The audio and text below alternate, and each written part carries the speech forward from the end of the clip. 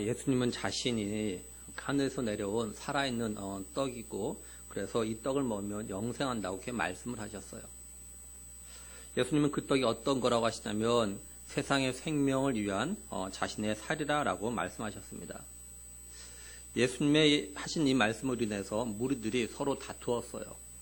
왜냐하면 예수님께서 자신의 살을 갖다 주신다고 하셨기 때문에 그래요. 예수님은 무리들에게 자신의 살을 먹고 자신의 피를 마시는 자가 영생을 얻을 거라고 말씀하셨습니다. 이 말은 예수님께서 우리의 죄를 대신해서 십자가에 못 박혀 피 흘려 죽으실 걸 갖다가 말씀하는 거고, 또한 이걸 믿으면 영생을 얻는다는 거였습니다. 예수님은 자신의 살을 먹고 자신의 피를 마시는 사람은 예수님 안에 거하고 예수님은 이 사람 안에 거하게 될 거라고 하셨습니다.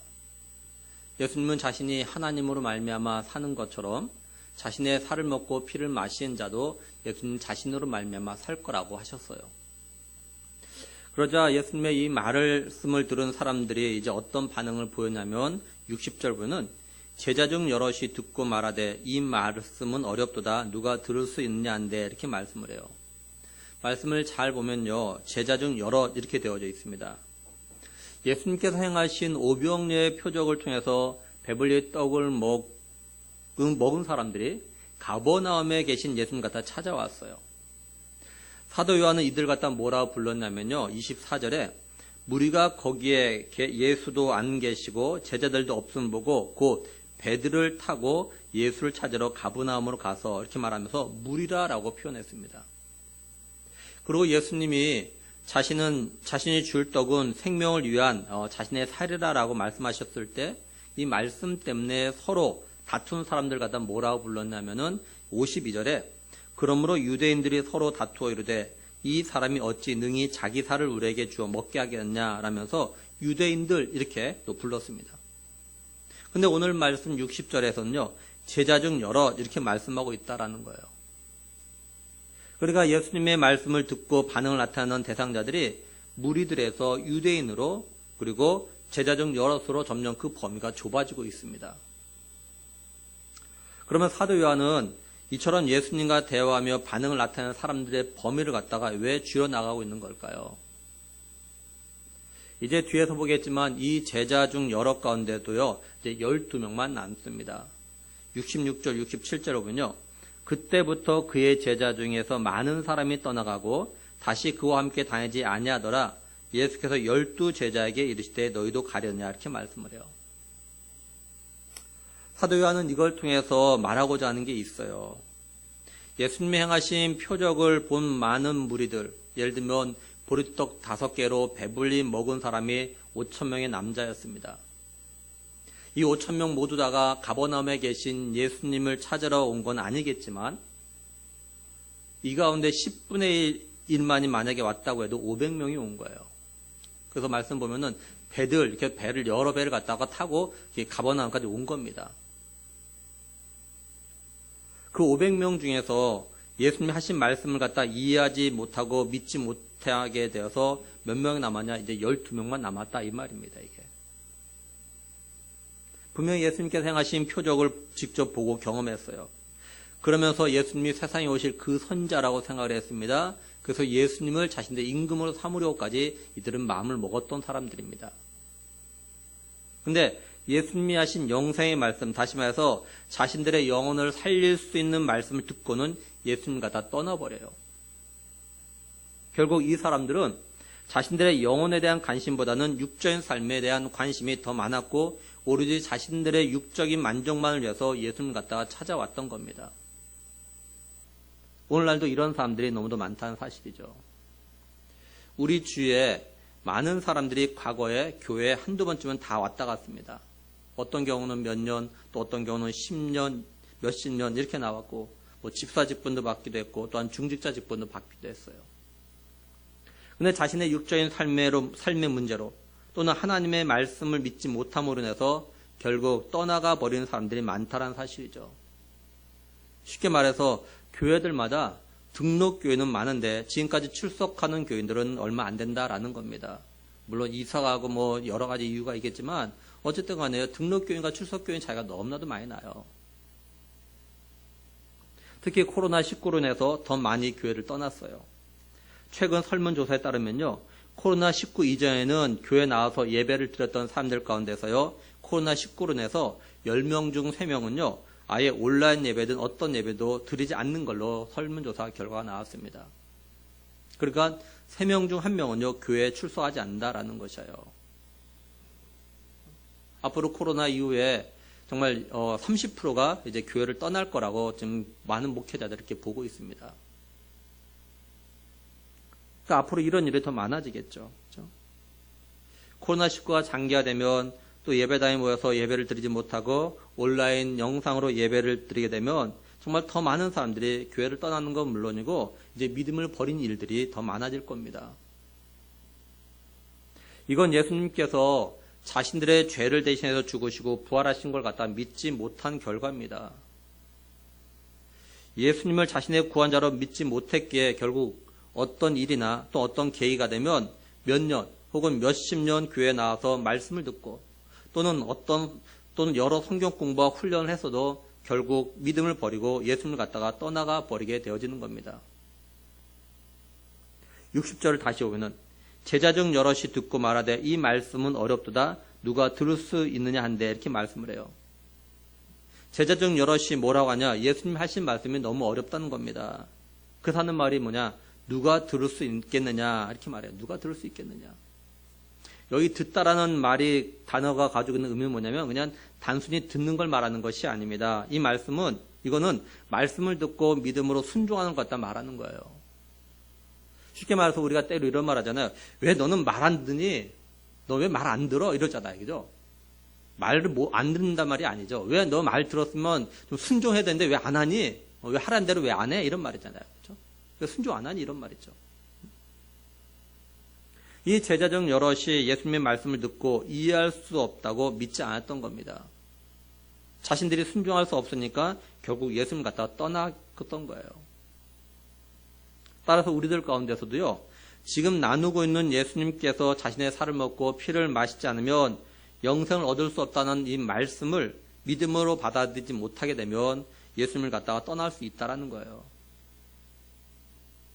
그러니 우리가 말씀을 나누면서 우리의 구원자 되신 예수님, 그리고 우리를 위해서 자신의 살을 갖다 주시고 피를 주시면서 십자가를 지신 예수님, 그리고 부활하신 예수님을 갖다가 인격적으로 만나길 기도하며 말씀을 드려야 돼요. 예수님은 자신의 말을 들은 제자들이 이해하지 못하고 믿을 수 없다며 서로 수군거리는 걸 아셨습니다. 그래서 예수님께서 이들에게 뭐라고 하시냐면 61절 마지막에 이 말이 너에게 걸림이 되느냐 이렇게 말씀을 해요. 이 걸림이 되느냐 이 말은 뭐냐면 실족했느냐, 너 내 말 때문에 실족했느냐, 너들 내 말 때문에 시험에 들었느냐, 너들 내 말 때문에 죄를 지었느냐 이렇게 말하는 게 이 말이에요. 이게 실족이 걸림이 됐단 말이. 그러니까 제자 중 여럿이 예수님의 말씀에 걸림이 된 건 사실 예수님의 말씀에 문제가 있어서가 아니에요. 자신들이 예수님이 하신 말씀을 갖다 믿지 못함으로 인해서 생긴 겁니다. 다시 말해서 제자 중 여럿은 예수님의 말씀, 그러니까 내 살이 참된 양식이고 내 피가 참된 음료이기 때문에 내 살을 먹고 내 피를 마셔야 영생한다라는 이 말씀을 갖다가 받아들이지 못함으로 인해서 실족했다라는 거예요. 이거 오늘 우리 성도들과 청년들에도 똑같이 나타납니다. 자신들의 설교 말씀을 듣는 가운데서 받아들이지 못하는 말씀에 걸림이 되는 걸 갖다 봅니다. 예를 들면 헌금 문제만 나오면 실족하는 사람이 있어요. 11절을 비롯해서 하나님께 당연히 드려야 되는 헌금을 이야기하면 예민하게 반응을 하면서 받아들이지 않는 거죠. 그래서 결국 헌금에 대한 설교를 하면 또는 설교 중에 헌금 이야기하면 시험에 드는 거예요. 이건 헌금하라는 말이 문제가 아니라 자신들이 헌금 생활을 갖다 잘 하지 못하거나 안 하기 때문에 또는 헌금을 하기 싫은데 하라고 하니까 이게 걸림이 되는 거예요. 물론 헌금 외에도 전도하라는 말에도 생각보다 많은 성도와 청년들이 실족하는 거 봅니다. 아마 당연히 전도해야 되는데 자신들이 하지 못하기 때문이겠죠. 또 사랑하라는 말씀과 용서하라는 말씀에도 실족하는 그런 경우도 있어요. 이처럼 하나님 말씀을 갖다가 들음에 있어서 자신들이 믿지 못하거나 받아들이지 못하게 되면 결국 그 말씀에 의해서 걸려 넘어집니다. 이건 하나님 말씀에 문제가 있는 게 아니라 그 말씀을 받아들이는 사람, 자신의 믿음의 문제이거나 또는 자신의 삶의 문제가 있어서 걸려 넘어지는 거예요. 그러니까 우리가 어떤 말씀을 들을 때 그게 믿어지지 않고 또는 걸려 넘어지려고 하면 자신을 돌아보는 게 필요합니다. 내가 왜 이 말씀을 믿지 못하는 걸까? 내가 왜 이 말씀에 걸려 넘어지는 걸까 하면서 먼저 자신을 갖다가 돌아보는 게 자신의 믿음의 삶에 유익이 돼요. 그렇지 않고 말씀에서 문제를 찾으려고 하면 자신의 믿음에 도움이 안 되고 넘어지게 됩니다. 이처럼 예수님은 자신의 말씀에 제자 중 여럿이 걸림이 된 걸 아시고 뭐라고 하시냐? 62절에 그러면 너희는 인자가 이전에 있던 곳으로 올라가는 것을 본다면 어떻게 하겠냐? 이렇게 말씀을 하죠. 예수님께서 이렇게 말씀하신 걸 보면 제자 중 여럿이 예수님이 하신 말씀 가운데서 특히 예수님 자신이 하늘에서 내려왔다고 하고 또 하늘에서 내려온 살아있는 떡이라고 하신 이 말씀으로 인해서 걸림이 된 걸 아신 거예요. 그러니까 제자 중 여럿이 예수님이 하늘에서 내려온 것을 봤다면 예수님의 말씀이 걸림이 안 됐을 텐데 이걸 갖다 못 봤기 때문에 걸림이 됐다면 그렇다면 예수님 자신이 하늘로 올라가는 걸 본다면 어떻게 하겠느냐? 다시 말해서 그럼 믿겠냐? 이렇게 말씀하시는 거예요. 이처럼 우리 사람들은요, 자기 눈으로 봐야 믿으려는 그런 경향이 많아요. 이거 우리 성도들도 마찬가지고 저도 마찬가지입니다. 지난 몇 달 동안 아내 몸무게가 이유 없이 빠진다는 겁니다. 그럼 혹시 위암이 아닌가라고 하는 거예요. 그러면서 인터넷에서 위암 증세를 찾아보니까 자기가 똑같다는 겁니다. 제가 볼 땐 몸무게가 빠질 이유가 몇 가지 있어서 빠지는 건데, 그리고 위암 같진 않은데 자꾸 아내가 자꾸 아프다고 합니다. 그리고 몸무게가 계속 빠지는 거예요. 빠진다고 말해요. 그 말 들으니까 저도 혹시 정말 아내가 위암이 아닌가 이런 걱정이 드는 겁니다. 그럼 기도해요. 그러면서 기도해요. 얼른 병원 가서 내시경을 해보면 되는데 사실 아내가 든 암보험이 아주 오래전에 들었던 거여서 보험이 아주 약했어요. 그리고 실손보험도 안 들었습니다. 이전에 들었다가 실손보험을 갖다 해약해버렸어요. 그러니까 암보험과 실손보험을 계속 새로 들고 보험 효력이 나타날 때까지 좀 기다렸습니다. 그 시간 동안에 저와 아내는 만약에 위암이라면 믿음으로 잘 감당할 수 있게 해달라고 기도하면서 기도했어요. 근데 기도했음에도 불구하고 사실 마음 한쪽에서는 계속 염려가 되는 겁니다. 정말 만약에 위암이라면 어떡하지? 그러니까 아내는 더 살이 계속 빠지는 겁니다. 왜냐하면 신경이 예민해지니까 음식을 먹어도 소화도 안 되고 흡수도 못하기 때문이죠. 그래서 지난 화요일날 내시경을 비롯해서 초음파까지 다 보니까 아무 이상이 없다는 겁니다. 결국 우리는 어떠냐? 내 눈으로 확인해야 믿는다는 걸 새삼 느꼈어요. 그러면서 야, 내가 이렇게 믿음이 없구나. 안 보고 믿는다는 게 정말로 대단한 믿음이구나라는 걸 갖다 정말 깨달았습니다. 제자 중 여럿이 예수님이 하늘에서 내려오신 걸 봤다면 분명히 예수님이 하신 말씀을 갖다가 받아들이고 믿고 그래서 걸림이 되지 않았을 거예요. 근데 이걸 보지 못했기에 걸림이 된 겁니다. 그래서 예수님이 그러면 내가 있던 곳으로 다시 말해서 하늘에 올라가는 걸 보면 믿겠냐? 그래서 이렇게 말씀하신 거예요. 그러면서 예수님이 뭐라고 하시냐면 63절에 살리는 것은 영이니 육은 무익하니라. 내가 너희에게 이른 말은 영이요 생명이라 이렇게 말씀을 해요. 예수님의 이 말씀을 한마디로 하면 뭐냐면 예수님이 하신 말씀은 영적인 것이고 생명에 관해서 하신 말씀이라는 겁니다.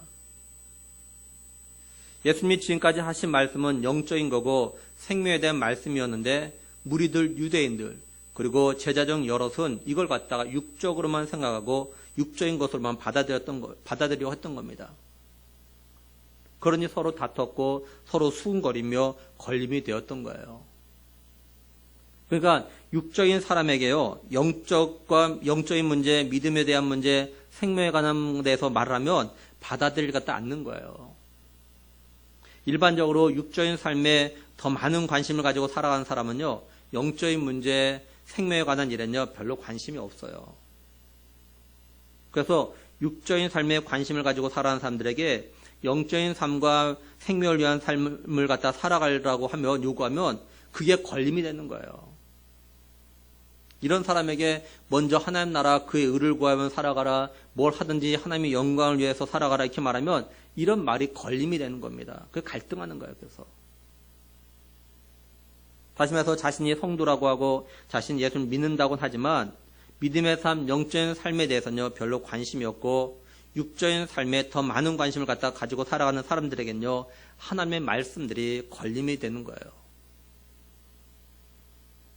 생각보다 많은 성도들과 청년들이 내가 영적인 삶과 믿음의 삶, 생명에 관한 삶에 관심을 가지고 어떻게 하면 믿음의 삶을 살아갈 것인가 이런 고민과 갈등을 생각보다 많이 하질 않아요. 자신의 육적인 삶에 더 많은 관심을 가지고 어떻게 하면 육적으로 더 잘 살까? 더 좋은 집, 더 넓은 집, 더 좋은 직장, 더 좋은 차, 더 좋은 환경, 더 많은 월급 뭐 이런 삶에 더 많은 관심을 가지고 살아가는 거죠.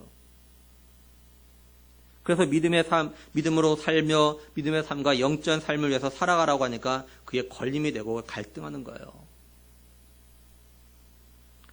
청교도 목사인 리처드 백스터 목사님은요 이렇게 기도했다고 합니다. 성도의 안식과 분기시 되시는 살아계신 하나님, 우리의 육적인 생각이 영적인 생각이 되게 하시고 땅에 속한 우리의 마음이 하늘에 속한 마음이 되게 하셔서 하나님을 사랑하고 하나님을 기뻐하는 것이 우리의 삶에 과업이 되게 하옵소서 이렇게 기도했대요. 오늘 우리도 우리 자신들이 이런 사람이 되게 해서 이런 기도하면 좋겠다라는 생각을 해봅니다. 예수님이 또 뭐라고 하시냐면 64절에 그러나 너희 중에 믿지 아니한 자들이 있느니라 하시니 이렇게 말씀을 해요. 예수님은요 제자 중 여러 가운데서 예수님 하신 말씀으로 인해서 예수님 믿지 않는 자들이 있다고 하십니다. 여기 너희 중에 믿지 않는 자들이 있다 이 말씀은 둘로 생각해 볼 수 있어요. 첫째는요 예수님의 말씀으로 인해서 걸림이 된 제자들 모두를 갖다가 가리켜가지고 믿지 않는 자들이라고 말하는 걸로 생각할 수 있습니다. 둘째는 예수님이 하신 말씀으로 인해서 걸림이 된 제자들 가운데서 일부의 믿지 않는 자들 갖다 말하는 걸로 생각할 수 있어요. 쉬운 예로 우리가 하나님 말씀을 들을 때 어떤 말씀에는요 걸림이 돼서 실족하고 시험에 빠질 수 있어요. 그렇다고 해서 예수님 갖다 안 믿는 건 아니죠. 또 그 말씀 때문에 믿음을 버리는 건 아니에요. 단지 그 말씀에 대해서 믿지 못하고 걸림이 되는 것뿐이죠. 다른 말씀 잘 믿고 또 따르고요. 그러니까 예수님은 자신의 제자들이라고 하는 사람들 가운데 예수님의 말씀으로 인해서 예수님 갖다 믿지 않은 자들이 있다는 걸 갖다 아신다는 겁니다. 사도 요한은요 예수님이 알고 계신 것에 대해서 좀 더 자세하게 말합니다. 64절을 계속 보면 이는 예수께서 믿지 아니한 자들이 누구며 자기를 팔자가 누구인지 처음부터 아심이로라 이렇게 말씀을 해요. 예수님은 지금 자신을 따르고 있는 제자들 가운데서 예수님을 갖다 믿지 않으면서도 다른 사람들이 누군지 알고 계시다라는 거예요. 쉽게 말해서 가짜 제자가 누군지 아신다는 겁니다. 다른 말로 하면 알곡이 누구고 가라지가 누군지 알고 계시다라는 거예요. 또 예수님이 알고 계신 건 제자들 가운데서 예수님 자신을 팔 사람이 누군지를 갖다가 알고 계신다는 겁니다. 다시 말해서 예수님 자신을 갖다 배신할 사람이 누군지를 아신다는 거예요. 근데 말씀을 잘 보면요 놀라운 거는 처음부터 아심이라 이렇게 말씀하고 있다는 거예요. 처음부터 아심이라. 그러니까 예수님은요 자신을 따르는 제자들 가운데서 처음부터 다시 말해서 예수님이 표적을 행하시기 전부터 또는 예수님이 행하신 표적을 보고 따르기 시작할 때부터 예수님을 믿지도 않으면서도 따라다니며 제자라고 하는 사람이 누군지 또 앞으로 예수님 자신을 팔 사람이 자신을 배신할 사람이 누군지를 갖다 알고 계시다라는 겁니다. 이 64절 갖다 세 번을 이렇게 번역했어요. 그러나 너희 가운데는 믿지 않는 사람들이 있다. 처음부터 예수님께서는 믿지 않는 사람이 누구며 자기를 넘겨줄 사람이 누군지를 갖다 알고 계셨던 것이다. 이렇게 번역했습니다. 그리고 메시지는 예수께서 자기에게 인생을 걸지 않을 사람이 있다는 것을 처음부터 알고 계셨다. 예수님을 따라다니면서도 불구하고 자신의 인생을 예수님에게 걸지 않을 사람이 있다는 것. 이것도 알고 계셨다는 거죠. 또 자신을 배반할 사람이 누군지도 알고 계셨다. 이렇게 번역했어요. 그러니까 예수님은요, 제자라고 하는 사람들이 처음 예수님과 다 만나고 따라다닐 때부터 이 사람은 나를 믿고 따르는 게 아니구나. 이 사람은 나를 믿을 사람이 아니구나. 이 사람은 나에게 자기 인생을 갖다가 걸 사람은 아니구나. 이 사람은 나를 팔겠구나. 나를 배신하겠구나. 이걸 알고 계셨다는 거예요. 그러면 예수님이 당시에 자신을 따르던 제자들에 대해서만 알고 계신 걸까요? 지금 하나님 우편에 앉아 계신 예수님이 오늘날 교회에 나오고 있고 자신 예수님을 갖다 믿는다고 하는 사람들이 어떤 사람인지에 대해서도 알고 계시지 않겠습니까? 하나님 우편에 앉아 계신 예수님은 지금 비록 교회에 나오고 있고 예배하고 직분을 받았지만 자신의 인생을 갖다가 예수님께 걸지 않고 있는 사람이 누군지 알고 계셔요. 교회 안 나와서가 아니라 교회 나오고 있고 직분 받았지만 자기 인생을 예수님께 걸지 아니하고 그냥 나오는 사람이 누군지 아신다는 거예요. 그러고도 직분 받았다는 걸 알고 계시다는 거예요.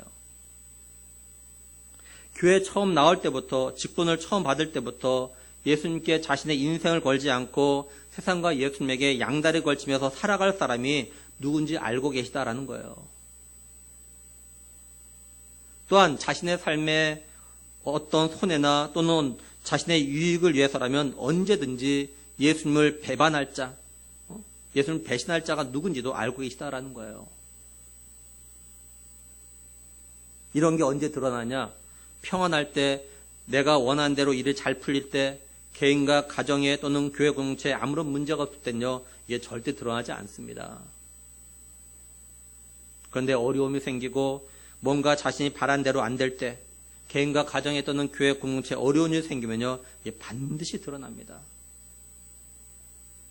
어떤 모습으로든지 자신이 예수님께 인생을 걸지 않았다는 것 갖다 드러내요.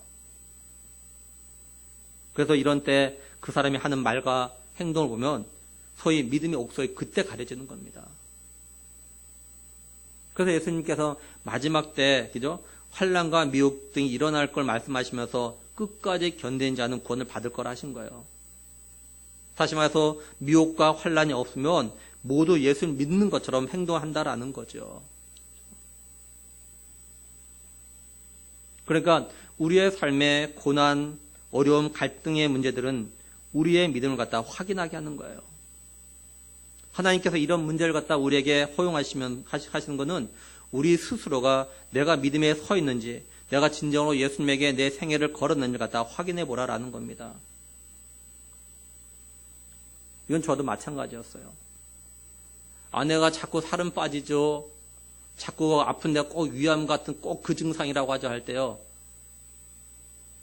만약에 우리가 암보험을 제대로 들어놨다면, 실손보험이 있다면 별로 걱정하지 않았을 거예요. 그냥 병원에 가면 되는데 뭐. 근데 그런 건 아무것도 없고 돈 문제 탁탁 눈앞에 보이니까 그때부터 흔들리더라고요, 제가. 내가 이렇게 믿음이 없구나. 정말 만약에 그런 거 다 들어있다면 그게 막 고민하고 막 그러지 않았을까요? 병원 그냥 가면 되는데 뭐. 돈이 없으니까 그때부터 막 이게 보통 일이 아닌가, 이게 막 굉장히 오는 거야, 이게. 제가 깨달아서, 내가 이렇게 믿음이 없구나. 내가 아직도 내가 물질에 돈에 매여 사는구나. 내가 아직도 내가. 그걸 내가 알았어요, 제가. 회개했죠. 어쩌면 코로나19가 교회에 나오고 있는 사람들이 진짜 예수님을 갖다 믿고 있는 사람인지 아닌지 갖다 구별해 준 역할도 합니다. 또 외람되지만 온라인으로 영상 예배가 성도들의 물질관과 더불어서 믿음도 사실 구별해 준 역할도 해요, 보면. 그렇다면 이들이 예수님을 갖다 믿지 않고 있으면서도 따라다니는 이유가 뭘까요? 예수님은 여기에 대해서 뭐라고 하십니까? 65절에 또 이르시되 그러므로 전에 너에게 말하기를 내 아버지께서 오게 하여 주시지 아니하시면 누구든지 내게 올 수 없다 하였노라 하시니라, 이렇게 말씀을 해요. 공동번역 개정판은요, 예수께서는 또 이어서 그래서 나는 아버지께서 허락하신 사람이 아니면 나에게 올 수 없다고 말했던 것이다 하고 말씀하셨다, 이렇게 번역했어요. 우리가 전에 살펴봤지만 예수님께서 44절에서 나를 보내신 아버지께서 이끌지 아니하시면 아무도 내게 올 수 없으니 이렇게 분명히 말씀하셨어요. 그러니까 이들이 예수님을 따라다니면서도 예수님을 믿지 않았던 가장 근본 이유는 뭐냐면 하나님께서 이들을 갖다가 예수님에게로 이끌어온 것이 아니기 때문이라는 거예요. 다시 말하면 하나님께서 이들을 갖다 택하지 않으셨기 때문이라는 거죠.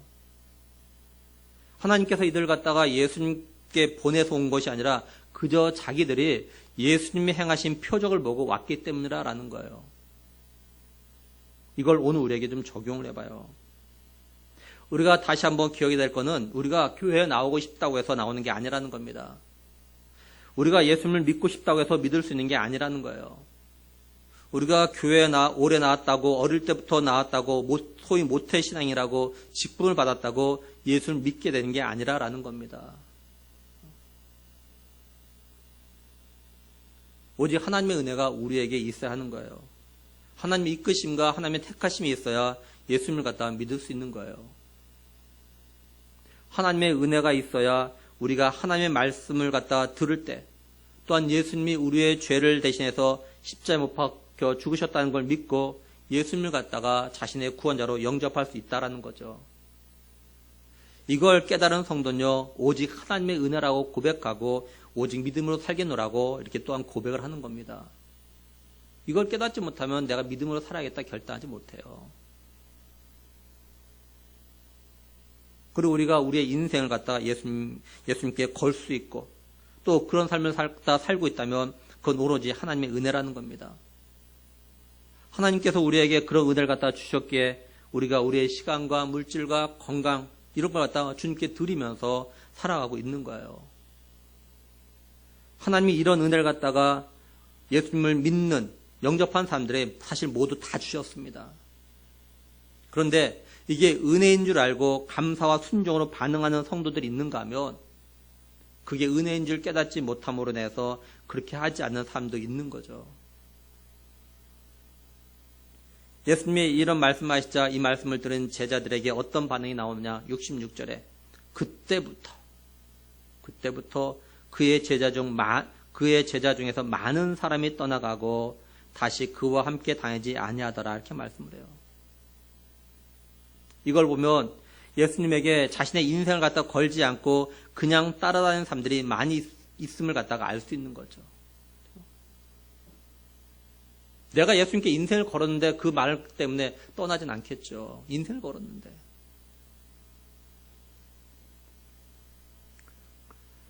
그리고 많던 그 제자들이 거의 다 대부분 다 떠났다는 거죠.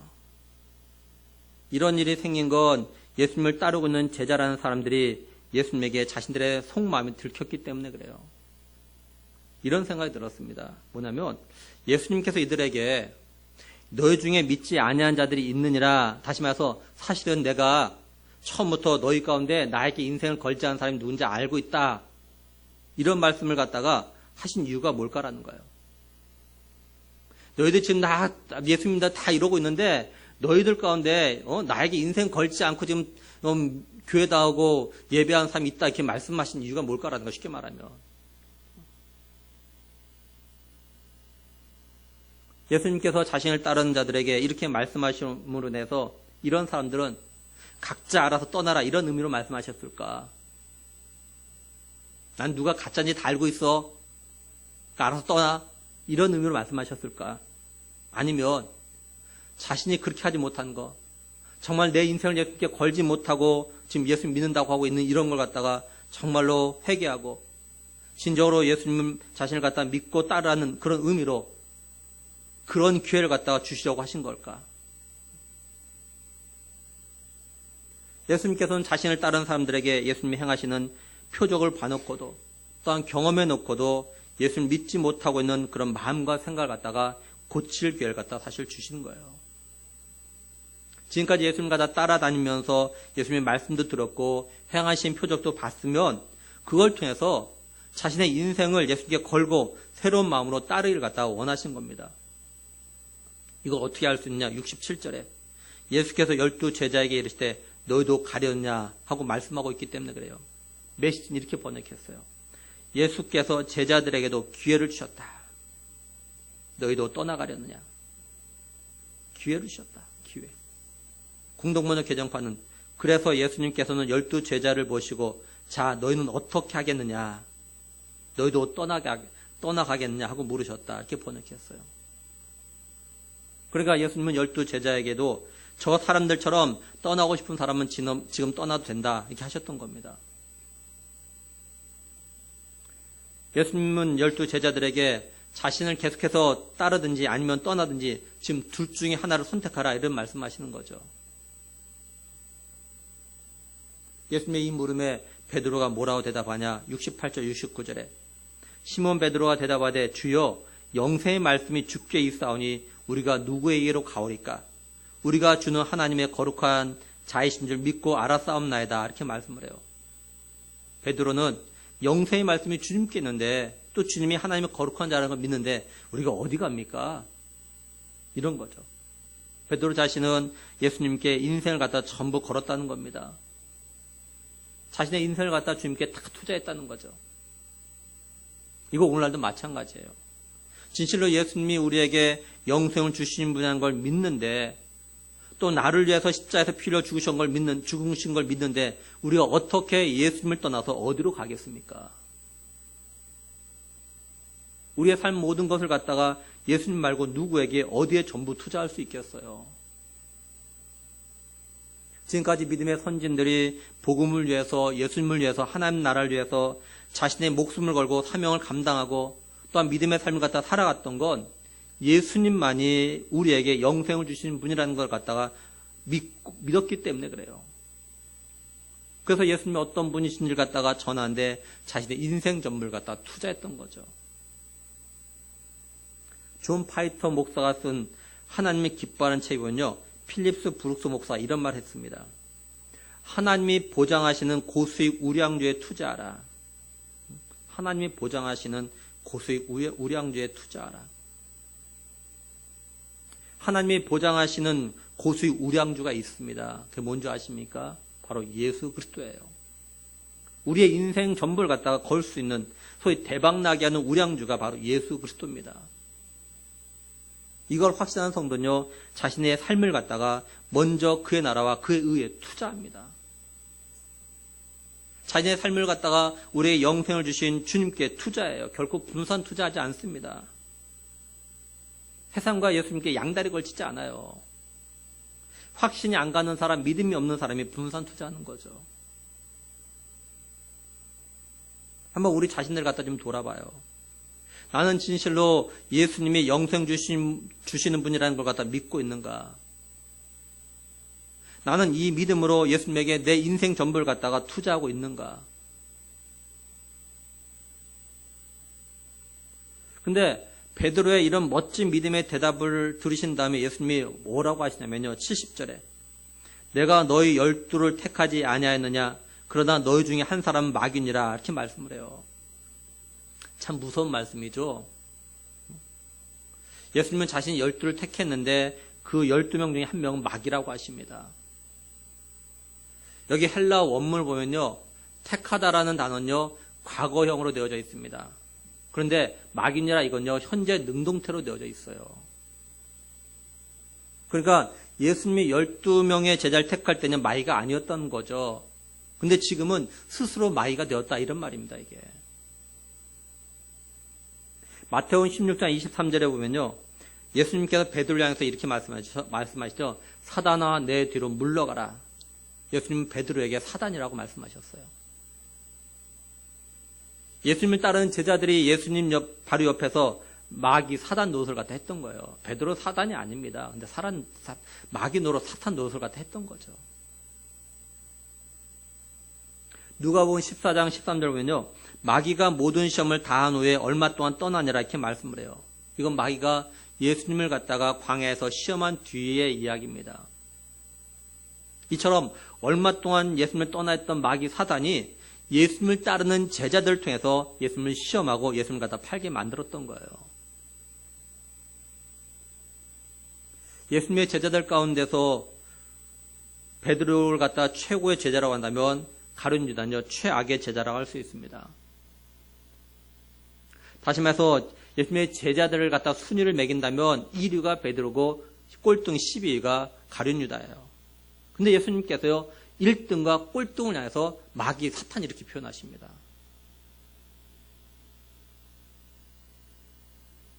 그리고 예수님이 제자들 향해서 언제 마귀 사탄이라 하셨냐면요 예수님을 향한 멋진 믿음의 고백을 한 뒤입니다.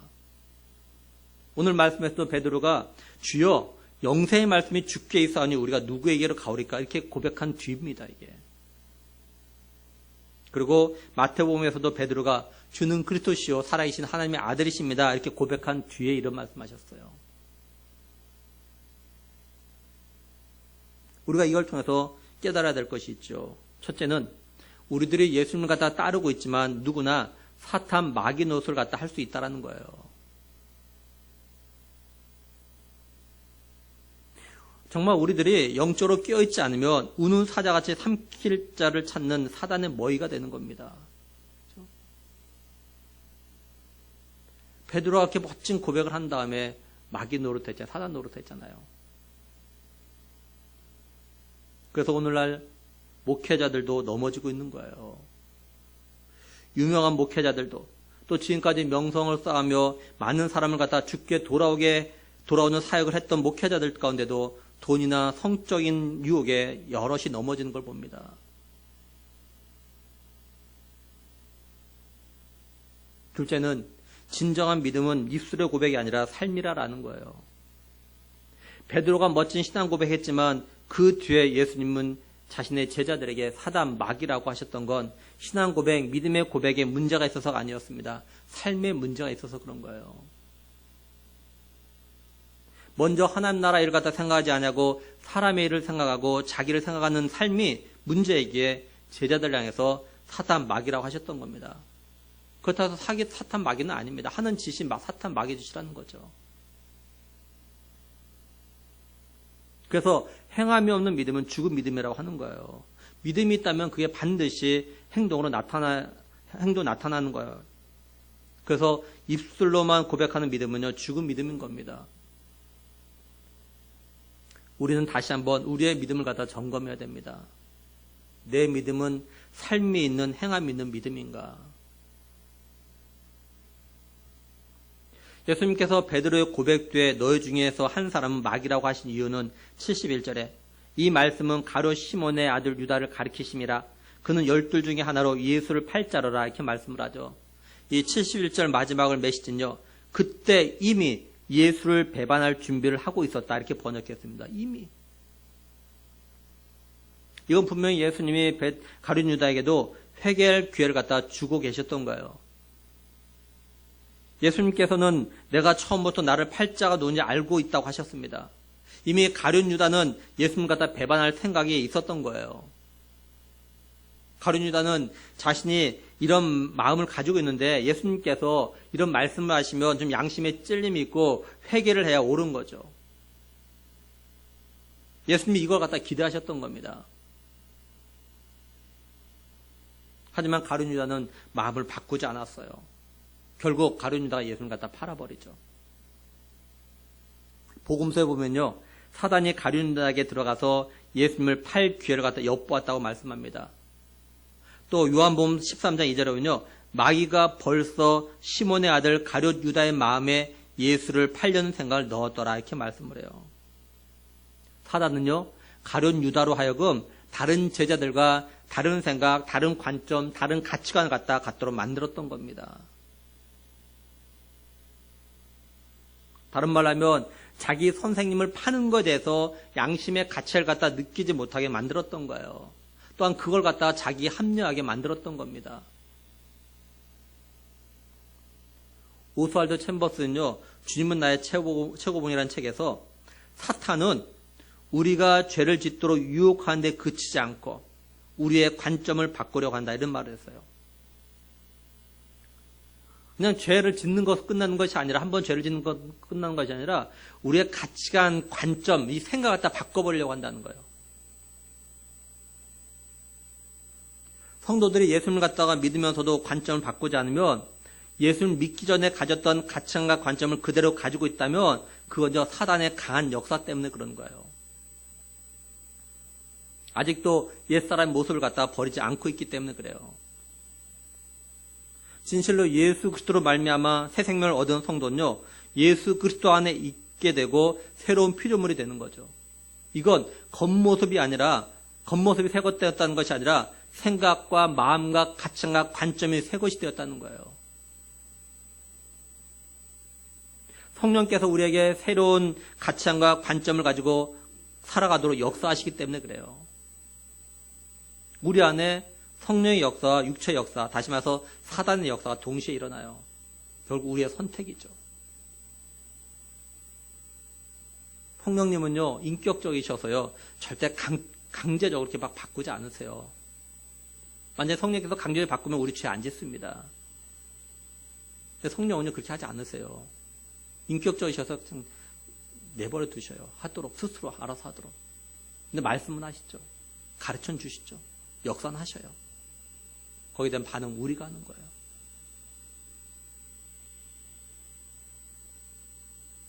우리가 예수 그리스도 안에서 새로운 피조물이 되었으니까 이제 새로운 가치관과 관점을 가지고 새롭게 살아갈 것인가?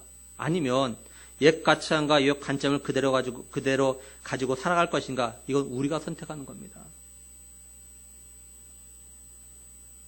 우리가 새로운 가치관과 관점을 선택하면 예수님께 우리 인생을 전부 걸 수 있어요. 그러나 우리가 옛 가치관과 관점을 선택하면 우리 인생 전부를 갖다가 예수님께 걸지 못하고 결국 세상과 나눠서 투자하는 거죠. 예수님은 오늘 우리에게 선택하라고 하십니다. 너희도 나를 떠나가려고 하느냐? 아니면 내게 너의 인생 전부를 걸겠느냐? 간절히 말하기는 우리에게 모두 믿음의 식구들은 영생의 말씀이 되신 예수님께 자신의 인생을 갖다 전부 걸 수 있는 그런 복된 믿음의 성도들이 될 수 있기를 주님의 이름으로 간절히 축원합니다. 기도하시겠습니다.